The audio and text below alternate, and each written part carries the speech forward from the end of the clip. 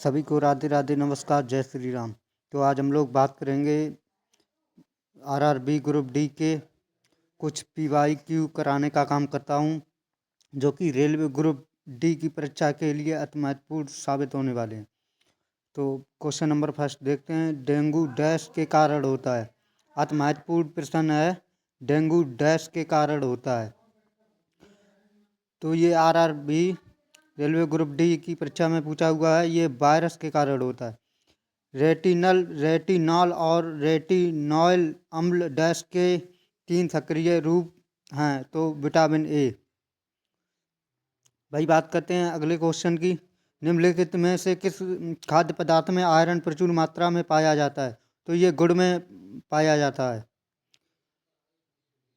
निम्नलिखित में से किसे न्यूक्लियॉन के रूप में जाना जाता है? तो ये जाना जाता है प्रोटॉन और न्यूट्रॉन को। किस परमाणु का उप परमाणु कण नहीं है? अति महत्वपूर्ण प्रश्न है ये, ज़ेनॉन का।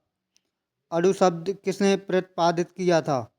अणु शब्द किसने प्रतिपादित किया था? ये किया था डेमोक्रिटस ने। कैथोड किरण का प्रयोग पहली बार किसके द्वारा किया गया था? तो ये किया गया था जे थॉमसन के द्वारा। एक माइक्रोफोन डैश परिवर्तित करता है? तो ये करता है ध्वनि ऊर्जा को विद्युत ऊर्जा में।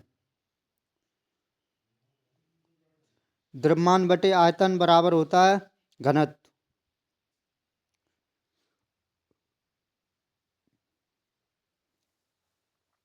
मनुष्य के लिए धुन की श्रव्य सीमा लगभग डैश होती है? तो ये 20 हर्ट्ज से 20,000 हर्ट्ज तक होती है।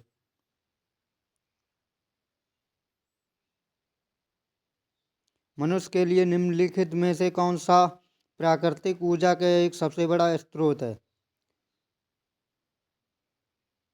निम्नलिखित में से कौन सी एक प्रजनन कोशिका है?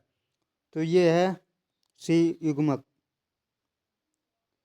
एक वयस्क मनुष्य 24 घंटे में मूत्र की औसतन कितनी मात्रा उत्सर्जित करता है? तो ये 1.8 तक उत्सर्जित करता है।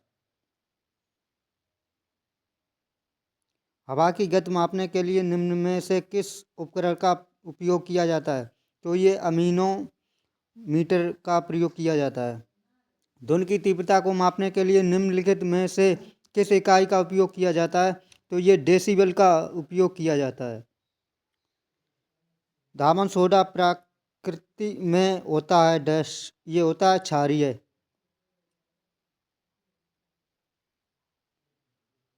आधुनिक आवाज सारणी के 17वें समूह में पहला तत्व कौन सा है? मोस्ट इंपोर्टेंट क्वेश्चन है ये, फ्लोरीन। अमीबा में किस प्रकार का अलैंगिक प्रजनन होता है? तो ये होता है ऑप्शन डी, बाइनरी विखंडन द्वारा। कणों की गतिज ऊर्जा संबंध में अधिकतम होती है? तो ये प्लाज्मा में होती है। एक कार तेज गति से चल रही है, इसमें कौन सी ऊर्जा है? तो इसमें गतिज ऊर्जा होती है। मोस्ट इंपोर्टेंट क्वेश्चन है ये।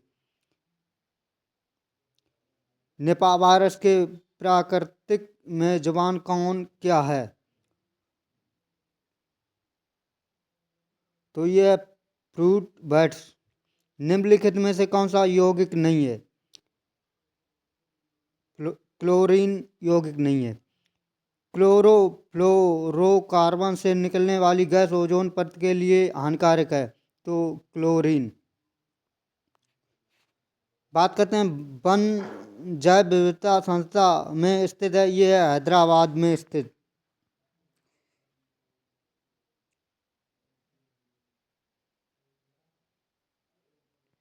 वही बात करेंगे हम लोग कुछ आगे के प्रश्न। किस हार्मोन को दुग्ध निष्कासन हार्मोन भी कहा जाता है? तो ये कहा जाता है ऑक्सीटोसिन को। वही बात करने निम्नलिखित में से कौन सा सही सम्मिलित नहीं है? तो ये होगा राइट आंसर इसका डी, केंद्रीय खनन अनुसंधान केंद्र जारी है, ये भी सही है। और सी भी सही है। तो इसका राइट आंसर डी है। पन्नालाल घोष निम्नलिखित में से किस वाद्य यंत्र से संबंधित हैं? तो ये बांसुरी से संबंधित हैं। निम्नलिखित में से एकता समाधि स्थल है? तो ये ज्ञानी जैन सिंह समाधि, जैल सिंह समाधि। सा साथिया किस राज्य का प्रमुख लोक नृत्य है? तो ये गुजरात का प्रमुख लोक नृत्य है। वही बात करते हैं, महावीर स्वामी की पुत्री का क्या नाम था? तो महावीर स्वामी की पुत्री का नाम था प्रियदर्शनी।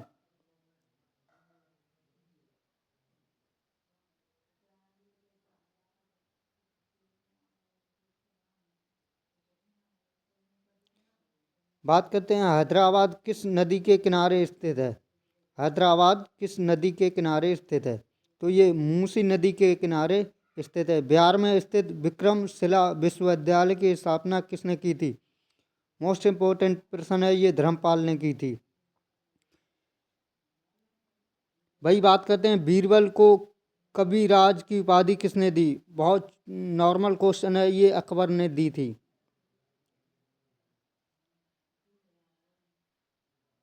महाभारत का फारसी में अनुवाद रज्म नाम के नाम से किसके द्वारा किया गया था? तो बदाऊनी ने। आगरा के किले में न्याय का जंजीर किसके द्वारा लगाया गया था? तो ये जहांगीर के द्वारा लगाया गया था। निम्नलिखित में से संसार का सर्वाधिक सक्रिय ज्वालामुखी कौन सी है?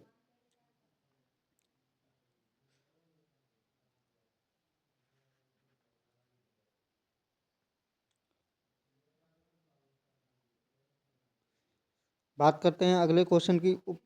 राष्ट्रपति पद के लिए निम्न योग्यता आवश्यक है, उपरोक्त सभी। भारत का नागरिक होना चाहिए, 35 वर्ष आयु होनी चाहिए। निम्नलिखित में से किसके द्वारा प्रस्तावना को राजनीतिक जन्म पत्री कहा गया है? तो ये कहा गया है केटी शाह को। तो आज हम लोग इतने ही प्रश्न देखेंगे। एक क्वेश्चन और देखते हैं, भारतीय संविधान के संवैधानिक सलाहकार के रूप में किसे नियुक्त किया गया था?